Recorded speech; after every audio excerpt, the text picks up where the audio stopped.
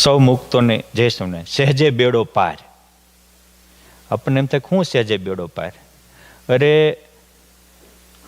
આ સમજવા જેવું વસ્તુ છે કે દ્યો એવું લ્યો.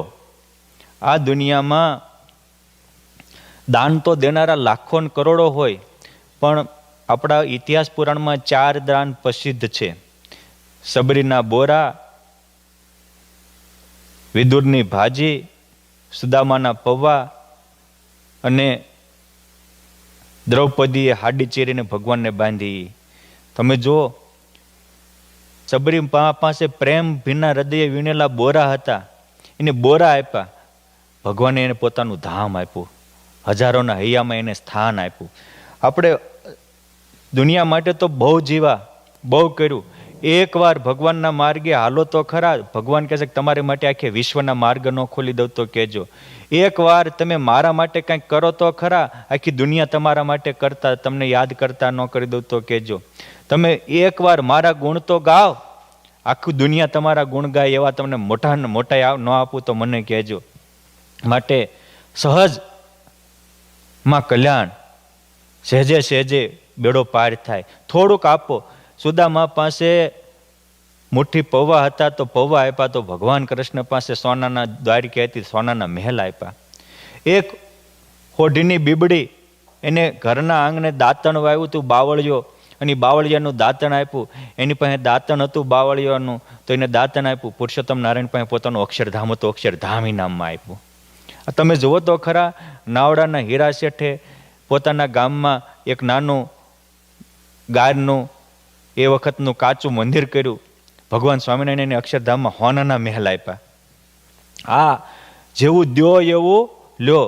પ્રેમ દેશો તો પ્રેમ મળશે, સુખ દેશો તો સુખ મળશે, મદદ દેશો તો મદદ મળશે, આનંદ આપશો તો આનંદ મળશે, સહાનુભૂતિ દેશો તો સહાનુભૂતિ મળશે.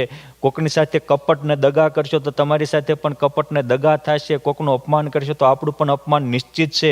એવું ન કોઈ મગજમાં નક્કી રાખતા કે આપણે બીજાને છેતરીએ, એમાં આપણી હોશિયારી છે. કદાચ તમે કોકને છેતરી શકશો, પણ ટાણું જ્યારે આવશે ત્યારે ભગવાન કોઈ દી નહીં છેતરાય. માટે જે સામાન્ય ભક્તો હોય એને કોઈ દિવસ ભગવાનના સંબંધમાં આવેલા ને સામાન્ય માનવા નહીં. અને ભગવાન માટે કરો. જેને જેને ભગવાન માટે કંઈક કર્યું છે એની માટે ભગવાને એની કરતાં લાખ ગણું કરોડ ગણું કર્યું છે. એ બાબરિયાવાડનો સંઘ ગઢપુરમાં ગોવિંદના દર્શને આવતા હતા. રસ્તામાં મહુવાની સીમમાં રામજી પટેલ મળી ગયા. એ વખતના એ આબરૂદાર પ્રતિષ્ઠિત વ્યક્તિ હતા. 5,000 રૂપિયાના આસામી હતા. સંઘને પૂછ્યું ક્યાં જવું છે? અરે અમે તો પ્રગટ પ્રભુના દર્શને જઈશ. આલ્યો આ 10 રૂપિયા અમને એમાં મારા વતી તમારા ભગવાનને અર્પણ કરજો. જો આ ભગવાન માટે કંઈક કરવાની કર્યું હોય એ કેટલું કામ લાગે છે. દુનિયા માટે તો આપણે કરોડ જન્મ કરોડ વાર કંઈક કર્યું છે, કાંઈ કામ લાગ્યું નથી. પણ ભગવાન માટે કર્યું, ભગવાનના સંત માટે કર્યું, એ બેડો પાર ખોલી દે છે, ભાગ્યના દ્વાર ખોલી દે છે. એ 10 રૂપિયા લઈ સંઘ તો આ સ્વામી નારાયણ નારાયણ નારાયણ, સ્વામી નારાયણ નારાયણ નારાયણ ધૂન ભજન કરતા ગઢપુર આવ્યા. ગઢપુરમાં કરોડો બ્રહ્માંડના નાથ પુરુષોત્તમ નારાયણના દર્શન કર્યા. બધાએ પોતપોતાની સદભાવનાઓ ભગવાનને સમર્પણ કરી. સાથે સંઘના આગેવાન કાળુ વાવડીએ 10 રૂપિયા પણ અર્પણ કર્યા. મહારાજ કે આ કોના? અરે મહારાજ, રસ્તામાં મહુવાની સીમમાં રામજી પટેલ મળ્યા, એના 10 રૂપિયા. મહારાજ કે અમારે ટાણે એને બહુ ઝાઝું આપવા જવું પડશે. સમયનો કામ કરતું હોય છે. એ જ રામજી પટેલ બીમાર પડ્યા. કોઈ પૂર્વના કઠણ કર્મને કારણે શરીરે કોઢ નીકળવા લાગ્યા. કરવું શું? આગળ પાછળનો કોઈ વિચાર આવતો નહોતો. એ વખતે એના કનૈયા કુંવર જેવા 4 દીકરા પણ સાથ આપતા નહોતા. કારણ કે એ જમાનામાં એવી માન્યતા હતી કે જેના અનંત જન્મના પાપ હોય એને કોઢ નીકળે. એટલે કોઢને કારણે એનો તિરસ્કાર થયો. ત્યારે રામજી પટેલને એમ થયું કે હવે જીવવાનો કોઈ મતલબ નથી. જે પહેલાં પ્રતિષ્ઠિત હતા, રૂપિયા પણ દવામાં વપરાઈ ગયા, દીકરાઓ પણ આદર આપતા નથી. એટલે એને એમ થયું બહેતર આની કરતાં મરી જવું. મરવા તૈયાર થયા. એના નોકરને કહે છે ખાલી મારે દવાખાને જવું. એમ કરીને ગાડું જોડીને દૂર લીવી ગયા. પછી સમુદ્ર નજીક ગયા તો કે તું પાછો વયો જા અને મને મારો રસ્તો ક્લિયર થવા દે. સેવક પાસો ગયો. જ્યાં સમુદ્રમાં ઝંપલાવા જાય ત્યાં ભગવાન સ્વામિનારાયણ બ્રાહ્મણના વેશે આવીને બાવડું જાલીને કહે છે કે હા હા રામજી પટેલ, આવો કંચન જેવો મોંઘો મનુષ્યનો દેહ આમ કચરામાં ન નાખી દેવાય. એક ભાઈ મરવા તૈયાર થયો, સાધુ પાસે જઈને કહે છે કે હવે મારે મરી જવું. સાધુ કે વાંધો નહીં, મરી જવું તો છૂટ છે, પણ આ મારા થોડાક પતરાવાળા છે એને ઉકાળામાં નાખતા જાઓ. અરે આવા હારા પતરાવાળા ફેંકી દેવાય? ત્યારે એ સાધુએ એટલું જ કીધું કે હારા પતરાવાળા ન ફેંકી દેવાય તો અબજો ડોલરો દેતા જે ન મળે એવો મનુષ્યનો દેહ ફેંકી દેવાય? એ જાગી ગયો અને ભગવાન માટે લાગી ગયો, એનું કામ થઈ ગયું. અરે પણ મારે હવે ગામમાં ઊંચું જોવા જેવું નથી, તમે છો કોણ?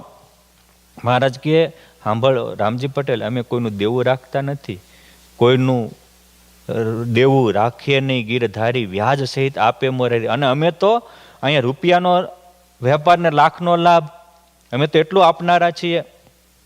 તમે અમને 10,000 રૂપિયા આપ્યા છે.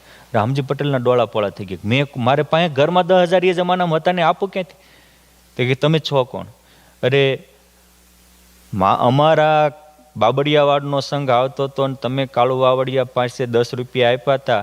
એને કીધું પ્રગટ ભગવાનનું, તમારા હૈયે હા પડી ગઈ, એ પ્રગટ ભગવાન સ્વામિનારાયણ હું છું, તમારા 10 રૂપિયા પડ્યા એનો 10,000. પણ પ્રભુ મારા શરીરે કોઢ નીકળ્યો કારણ કે તમને મારા સત્સંગી પ્રત્યે સદભાવ થયો, લો આ કોઢ બંધ. આમ ભગવાને હાથ ફેરવો ત્યાં કાયા કંચન વર્ણી થઈ ગઈ, બધો જ રોગ નાબૂદ થઈ ગયો. પ્રભુ ગામમાં આબરૂ નથી. મહારાજ કે આખું ગામ તમને અમારા ભક્તોને સન્માનવાની ઈચ્છા થઈ, આખું ગામ તમને સન્માનશે. એકવાર આપણે ભગવાન કે સંતને સન્માનીએ, આખું ગામ આપણું સન્માન કરવા તૈયાર થાય. એકવાર આપણે ભગવાન કે સંતની સન્મુખ ચાલીએ, આખું ગામ આપણી સન્મુખ ચાલવા તૈયાર થાય. આ એની કરુણા છે. પ્રભુ મારું કલ્યાણ. મહારાજ કે જાઓ તમે પાછા. એ 10,000 રૂપિયા દઈને ભગવાન એના ગામના પાદર સુધી બાવડું પકડીને હારે ગયા. ગામના લોકો સન્માનમાં સામા આવ્યા. ઓલા સેવકે વાત કરી હતી ને, એટલે નીકળ્યા હતા, ઢોલ વગાડતા લઈ ગયા. એને દેવું થઈ ગયું હતું 5,000નું, બધાને આપી દીધું તો 5,000ના આસામી રહ્યા. અને એનો અંતકાળ આવ્યો ત્યારે ભગવાન સ્વામિનારાયણ અનેક વિમાનો લઈ ડંકો વગાડીને ધામમાં તેડી ગયા. આ ભગવાન માટે, સંતો માટે સદભાવ સાથે થોડું કર્યું હોય, આ તો આપો એક પામો અનેક, રાખો ટેક પામો અનેક, રૂપિયાનો વેપાર લાખનો લાભ. માટે આ કામ કરી લેવા જેવું છે. જય સ્વામિનારાયણ.